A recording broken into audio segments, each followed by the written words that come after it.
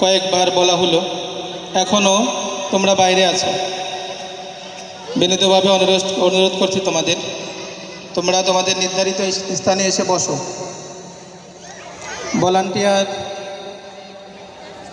Volunteer হিসেবে তোমরা যারা আছো, তোমাদের যে নির্দেশিকা প্রদান করা হয়েছে ওইটা তোমরা পুরা করো। একজন শিক্ষার্থীও যেন বাইরে ঘোরাফেরা না করে। আমাদের আমন্ত্রিত অতিথি ওনারা অলরেডি চলে আসছেন। আজকের বার্ষিক মিলাদ ও দোয়া মাহফিলে প্রধান অতিথি হিসেবে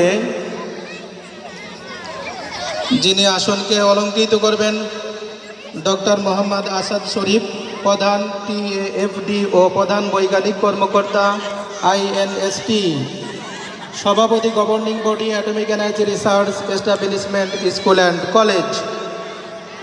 বিশেষ অতিথি হিসেবে উপস্থিত থাকবেন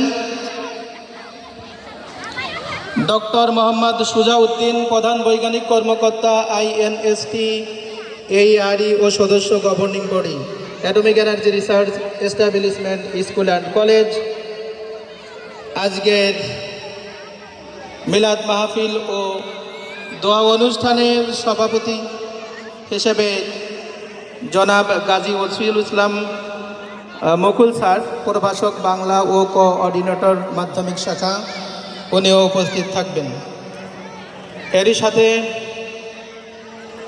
মিলাদ মাহফিল ও দোয়া আলোচনা এবং দোয়া সমাপন করবেন ডাক্তার মুফতি মুহিবুল্লাহ রহমানী, ইমাম ও খতিব, আহসানিয়া কেন্দ্রীয় মসজিদ, শ্রীপুর।